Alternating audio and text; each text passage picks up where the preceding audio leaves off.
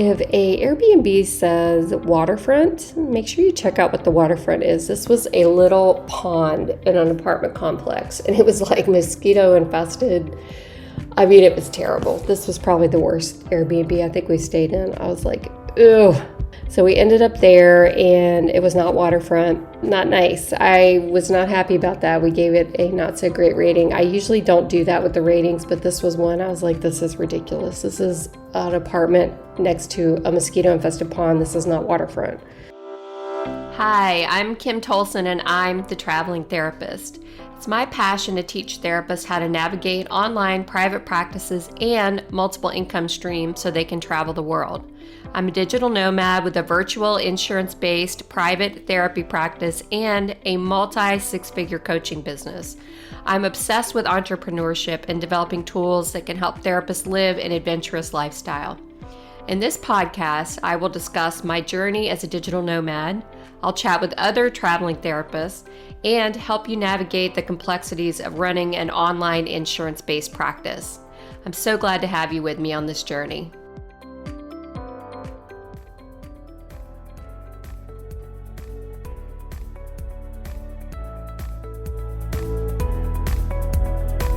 Managing a successful private practice can be challenging, even if you have all the skills and experience you need to support clients. Most training programs offer little to no guidance on running your own business. That's why Alma gives clinicians the tools they need to build a thriving private practice. When you join Alma, you can get credentialed with major insurance payers within 45 days, as well as guaranteed payment within 2 weeks of each session. You can also attract clients who are the right fit for your practice with a free profile in Alma's searchable directory. As you build your caseload, Alma also offers time-saving tools and administrative support, so you can spend less time on paperwork and more time delivering great care to your clients. Visit helloalma.com/Kim to download your free guide to identifying and connecting with clients who are the right fit for your practice. That's helloalma.com/KYM to get your guide.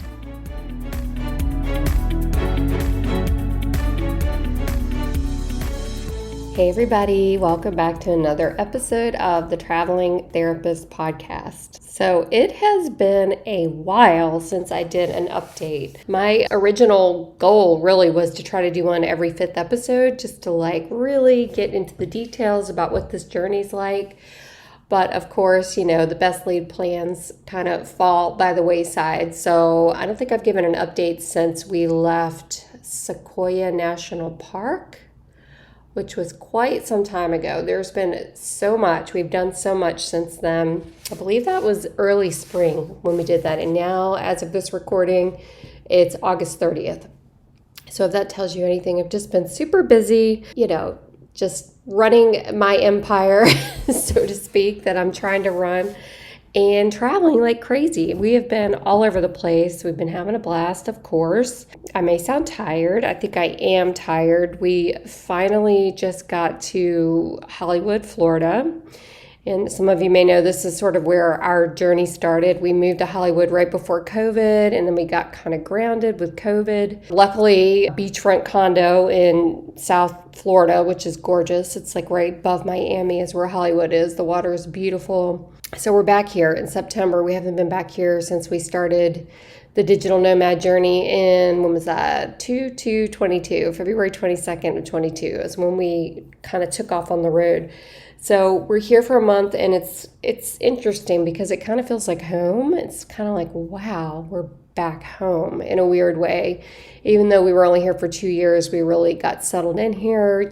We had, friends and a gym and our local grocery store and all that. So it feels familiar to be back here, which is kind of nice, actually, after being in so many strange places. We did get an awesome Airbnb. I'll probably post pictures all around. Right on the beach, gorgeous corner unit overlooking basically all that you can see all the way down to the end of Miami pretty much from up here. It's amazing. If you've never been, this beach here is just fantastic if you like going to the beach. So I highly recommend it. Anyway, where I left off with my updates before was we had been to Sequoia National Park. It was early spring. Everything was kind of rained out. So our next stop was going to be Yosemite. And we we're excited, super excited about Yosemite. And we got to Yosemite and similar thing happened. There was a lot of flooding from the snow melt and that sort of thing. And we've learned that that's not the best time of year to go to the national parks over there in California. A lot of the roads were flooded out. The second day we got there, we got in the car. We were staying in Groveland, which is about an hour out from the middle of Yosemite. We've been doing that a lot. We've been staying a little farther out because it's cheaper to stay in the Airbnbs, and we don't mind the drive into the park. Usually it's pretty beautiful. So we've been staying a little bit out. But this time, the second day we got there, we got in the car, we drove over to Yosemite, which you guys know me probably by now, and I hate heights. I'm terrified of heights. Ken is too. We hate the scary roads that go through these national parks with mountains and cliffs and all that. They're gorgeous, but terrifying. But we got to Yosemite, and I was almost not going to go because the road was so bad. I was like, I don't know, I'm tired. We've been traveling. Maybe we can come back here in a couple days and try again. But, we were 45 minutes in at that point. So I just said, let's just do this. So we got brave and we went in. And I tell you, Yosemite is gorgeous. If you've never been, the road in just goes along these cliffs. There's these huge waterfalls everywhere, at least that time of the year. The roads were terrifying, of course, but it's just gorgeous, really rocky, high cliffs, mountains. So we got down into Yosemite Valley, where a lot of people actually camp down there. They take RVs. There's a camp store. There's a restaurant or two down in there, and it's like a little city in there, which I was surprised about. I didn't expect to see that. And a lot of people just come and stay down there.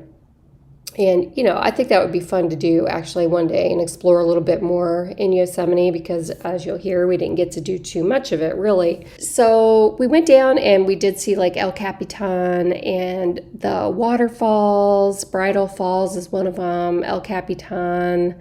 What else was down there? The Dome.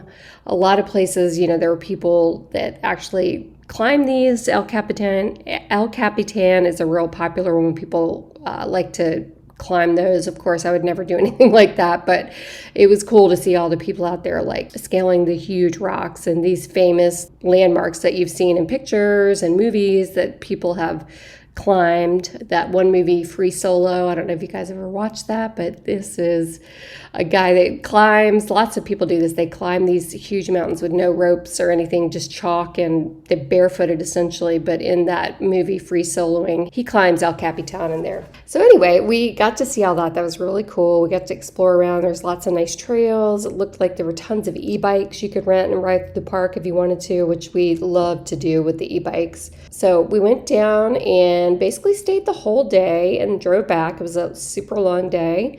Went back to our place and was like, well, that was fun. We'll have to go back another day. So I think about 3 days later, because we had planned 2 weeks in Yosemite, I think about 3 days later, we tried to go back and the roads were closed. They had closed down all the main roads. The only way to get in would have been to go around about 4 hours, I think. I think it was 3 or 4 hours to go all the way around and come in another entrance. So we just didn't do it. We thought, maybe it'll open while we're still here, but it never did. So we had one full day in Yosemite. And in my last update episode, I just kind of gave like a pro tip that if you're going to be going to the national parks, always look on their website beforehand, see what's closed before you plan to go, because that was the second national park we went to and we couldn't really get into because of the flooding in California at that time. So after we left, after we left Groveland, it was Yosemite, we then drove to Incline Village in Lake Tahoe, which I loved Lake Tahoe. We stayed in Incline Village, like I said, and that's the northern part, which is actually over in Nevada. So we stayed there. I think we were there for 2 weeks, and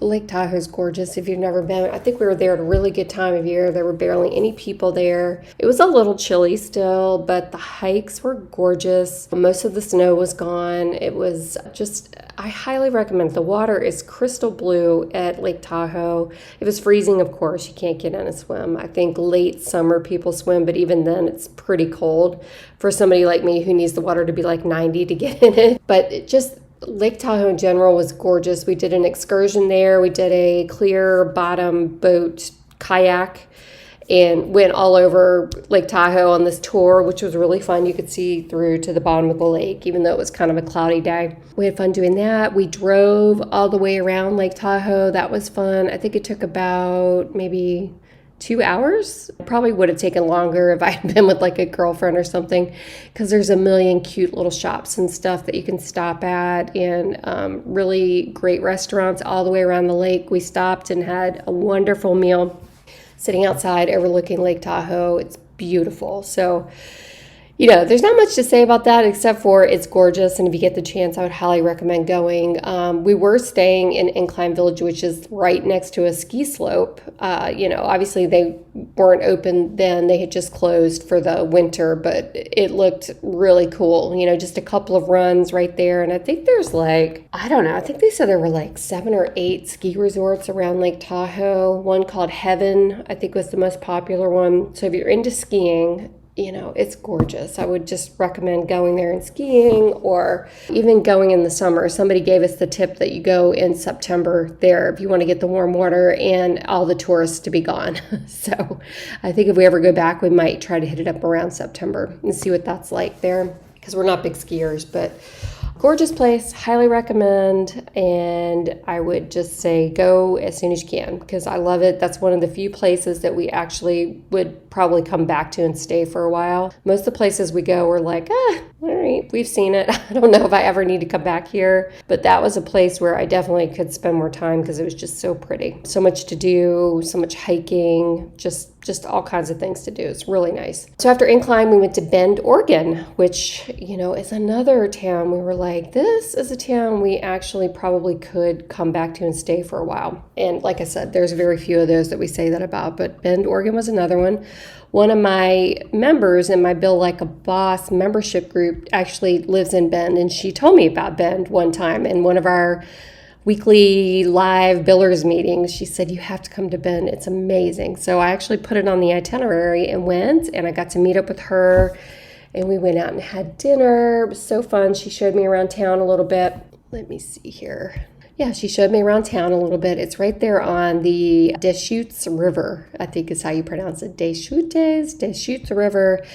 And we got to go kayak on that river. It was really fun. There were people out on inner tubes. It was too cold for that, in my opinion, but they were like rafting and inner tubes. There's also rapids there, and people surf the rapids in the river, which was really neat to watch. They kind of go down these couple of rapids on these really not huge waves, but big enough waves, and then they kind of fall off and get out and come back and do it again. So that was neat to see. I think the only other town I've ever seen that in was Golden, Colorado. They do it there too, surfing in the river. So I guess if you love to surf, there's a way.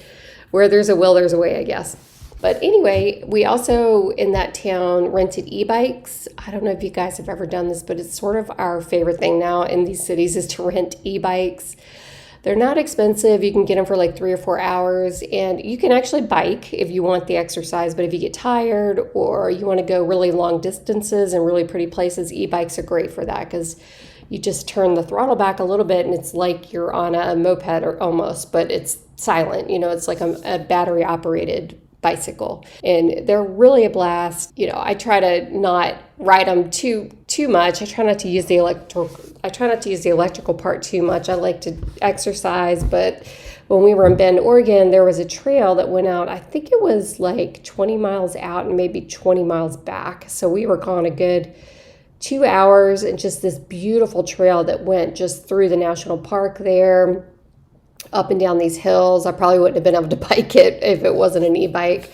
But, we got to see all of that in a couple of hours just riding these bikes. So it was really, really fun. You can go super fast if you want to. We also did the e-bikes in Bar Harbor, Maine through Acadia National Park. Really fun. They have carriage trails there where you can ride these bikes all through. I think there were 40 miles of trails there too. So if you get the chance, if you like to ride bikes, do an e-bike, because you can see the cities really well on these things, and you won't get too exhausted if you want to stay out longer than maybe a 10-mile bike ride or something that most of us are pretty comfortable with if we're a little bit active. So I would recommend that. And Bend, Oregon, yeah, it's gorgeous. I would just say if you get a chance, go there. It's like the idyllic kind of town. The weather was perfect. We did hear that depending on the time of year, there can be major wildfires in that area, and that sometimes you'll get a whole month of just smoke. We did not get that, luckily. We did get that when we were in Rapid City, which was, South Dakota. There was a lot of smoke from the Canadian wildfires this year. But that was the only place we saw it when we were up north. Okay, so after Bend, Oregon, we left, and we've really decided that we're going to kind of do the slow travel thing instead of rushing from place to place and trying to cram in, a 12-hour drive or something like that. So we've been breaking it up a little bit, maybe 4 to 5 hours a day at the most. And then we found that staying in Airbnbs is a really good option just for even one night versus a hotel, which hotels, it seems like these days are running anywhere between $150 to $250 just for one night. And I don't know about you, but most hotel rooms are just gross. They just are kind of yucky, and you never know what you're going to get. So we have been basically, after 4 or 5 hours, finding an Airbnb in the next town and staying there overnight. And even sometimes we've been staying 2 nights and just really stretching out the travel and taking it easy. Because last year we rushed so much back and forth across the country, and it was just exhausting. 12-hour driving days, we got a reservation, in 3 days, like 1,200 miles from here. It was just a lot to do. So I'm really liking this pace where we're just taking it easy. We just did that coming down from Virginia to Florida, which normally would be about a 13, 14-hour drive to where we were going. And we did it over, I think, 6 days. We stayed 2 days in Georgia. We stayed 2 days in Jacksonville. And then we came over to Spring Hill, Florida, where my mom is. And I'll fill you in more about that. But that's just a little pro tip. If you're going to be traveling like we are with cars and going from place to place, it's definitely recommended to do the Airbnb stay and slow it down a bit if you have time, if you can afford to do that. So I would definitely recommend that. Let's see. So after Bend, we did the slow travel thing. So we came across and we stayed in Kennewick, Washington. Not my favorite place. So pro tip, if a Airbnb says waterfront, make sure you check out what the waterfront is. This was a little pond in an apartment complex, and it was like mosquito infested. I mean, it was terrible. This was probably the worst Airbnb I think we stayed in. I was like, ew. So we ended up there, and it was not waterfront, not nice. I was not happy about that. We gave it a not so great rating. I usually don't do that with the ratings, but this was one. I was like, this is ridiculous. This is an apartment next to a mosquito infested pond. This is not waterfront. Building a private practice can be challenging. I know for me, when I was starting out, I had no idea how to get referrals. I had no idea how to manage paperwork. I knew nothing about insurance billing. The whole process was really daunting. Building a private practice can be challenging, to say the least. I remember when I was starting out, I had no idea how to get referrals. I had no idea how to navigate insurance. I had no idea even what paperwork was required. So growing a caseload, navigating insurance, and managing billing and paperwork all take significant amounts of time. And that's all in addition to delivering great care to your clients. That's why Alma gives clinicians the tools they need to build a thriving private practice. When you join their insurance program, you can get credentialed within 45 days and access to enhanced reimbursement rates. They also handle all the paperwork, from eligibility checks to claim submissions, and they guarantee payment within 2 weeks of each appointment. So in addition to their insurance program, Alma also offers time-saving tools and administrative support, so you can spend less time on paperwork and more time delivering great care to your clients and traveling the world. Learn more about building a thriving private practice with Alma at helloalma.com/Kim. That's helloalma.com/KYM to get started.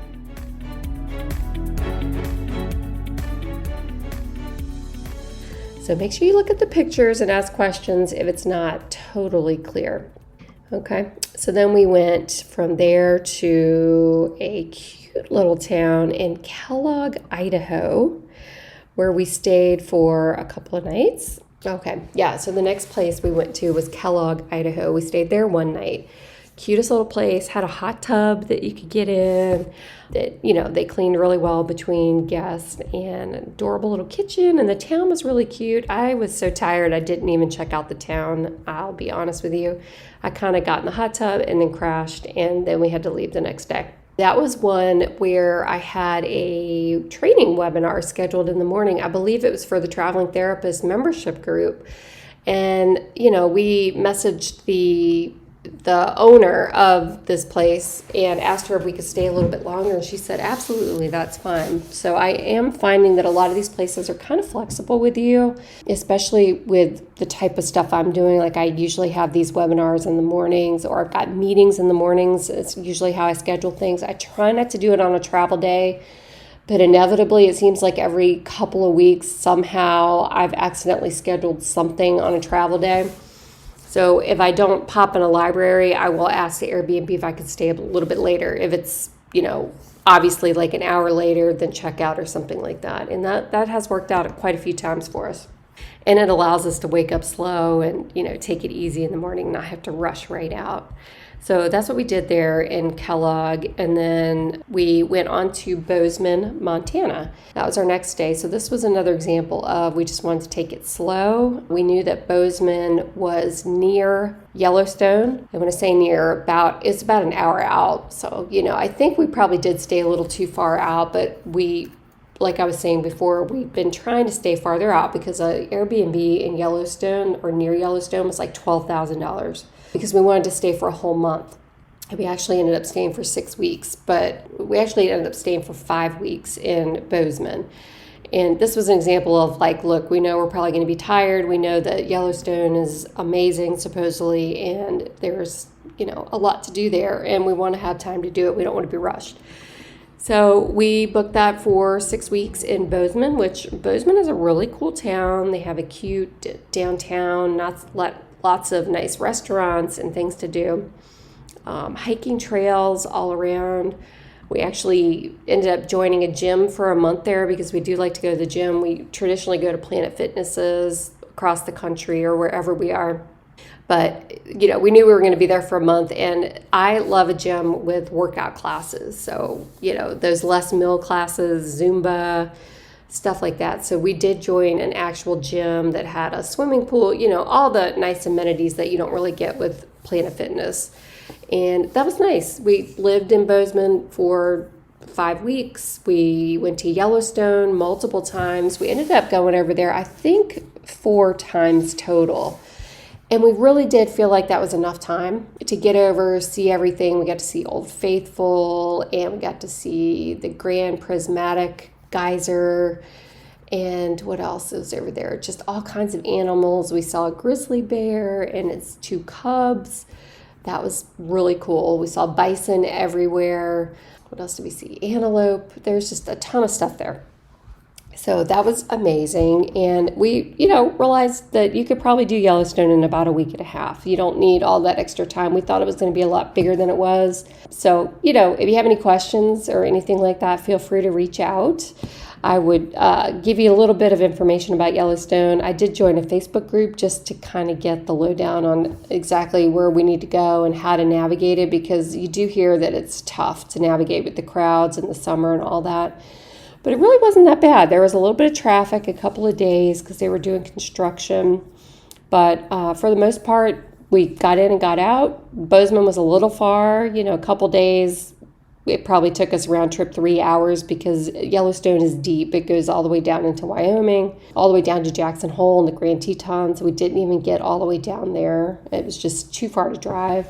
And we did say next time we would probably plan it differently. We'd probably do like 2 weeks to do Yellowstone and definitely fit in Jackson Hole, the Grand Tetons, and Glacier National Park, which we didn't get to do either. So it's definitely on our list for next year. And if you're listening, I would recommend checking those out because I heard that we really missed out on those. But we'll see. We'll see what happens next year with all that.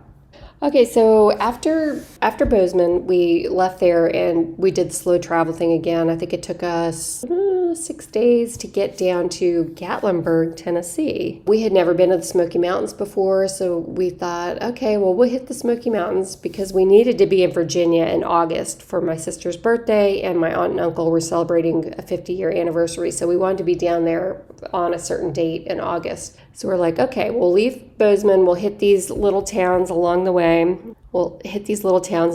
So we stopped in a Rapid City, where it turns out my sister had booked an Airbnb the exact same week that we did. We did not plan that. She was coming to Yellowstone after we were leaving Yellowstone, and we ended up being in the exact same place, which was just so fun to run into each other. So we got to hang out in Rapid City and do some fun things. We went to the Badlands, Ken and I. We went to Rushmore. We went to Crazy Horse. All of that was okay. I mean, the Badlands was pretty neat. There's a road that drives through the whole park, and you could see the whole thing in about 3 or 4 hours. So I'm glad we did that because it was really, really beautiful.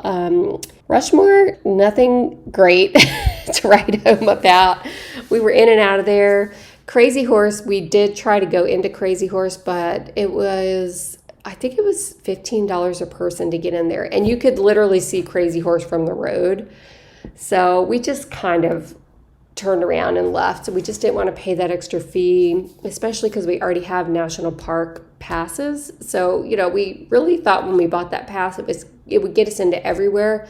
But it's turned out it's not really accepted like in the national parks, and a lot of places where you would think you could use it, we haven't been able to. So that was kind of a bummer to not be able to use it. So, we saw it on the mountain and we turned around and came back. It wasn't anything huge that we needed to really spend all day at or anything like that. My sister and I and her husband went to a bear sanctuary in Rapid City. These bears, they were just all laying out on the road. Like, you just had to drive around them. You take your car through this park and drive through the bears, basically. They were all over the place.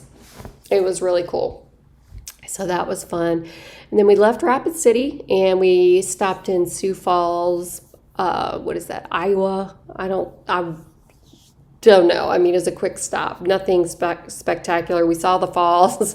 I guess after you see falls in Niagara and Yosemite, these falls really were like nothing. But, it's called Sioux Falls. We went and saw them anyway, and we stayed there for a night, and it was fine. It was just a little town. Then we went on down to, where did we go? Davenport. We went on down to Davenport, Iowa, which was a really cute little town. I think we stayed there 2 days. It was fun. So we're just traversing slowly across the country instead of trying to knock it out in a day and a half or something like that. And then we stopped in Jeffersonville, and then we finally got down to Gatlinburg, which, I was excited about. I've heard the Smoky Mountains are beautiful. I would not recommend Gatlinburg. This was my least favorite place that we've been ever. Somebody explained it as Myrtle Beach and Las Vegas. If you married the two and then dropped them in the middle of a mountain range, that you would have Gatlinburg.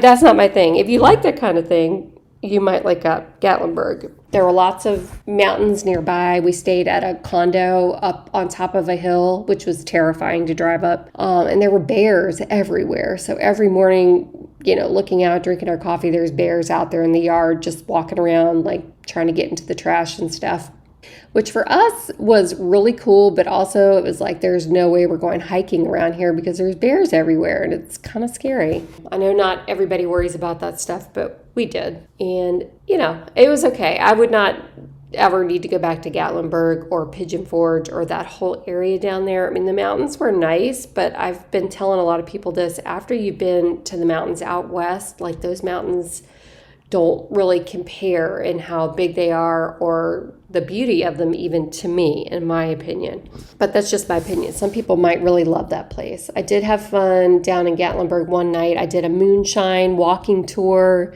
where they take you to all the different moonshine places and you get to do a tasting, and that was really fun. They tell stories about Gatlinburg and the distilleries and all that stuff. So that was cool. And then that was really all we did there. Then we headed over to Virginia, where my whole family lives. Ken's family lives there. We spent about 3 weeks just visiting everybody. My sister had a birthday party. We had a blast. And then we had to book it down to Hernando County, Florida, which is where my address is as a digital nomad. Most of you, I get this question almost every day. What do you do about your address? I use my mother's address, and she lives in Hernando County, which is Spring Hill, Florida, kind of near Tampa. So we made our way down. We stopped in Georgia for a couple nights. We stayed at Airbnb there. We got to Jacksonville. We stayed there a couple nights. And then we just kind of went over to Hernando County because I got called for jury duty at that address. I did try to get out of it 3 times. I gave the excuse that I was out of town, out of the country, just depending on where I was. And finally, the county clerk said, you have to pick a date. So I picked a date because I knew we were going to be down in South Florida in September. So I picked August 28th, and we, got on down to Spring Hill, got an Airbnb like about 2 miles from where my mom was staying. And I had to go over to jury duty. It turns out also that Hurricane Idalia was bearing down on us the day we got there. It was coming towards Spring Hill, where my mom lives. So I was really hoping the jury duty would get canceled. They did not cancel it. I had to get up, I had to go to the courthouse. I had to go in and basically wait all day to see if I was going to be selected. And then it turns out that they settled the trial. So they didn't pick a jury, and then I got dismissed. And now I'm back in the pool again to be selected. Since I didn't serve, it doesn't dismiss me for a year like it does if you serve.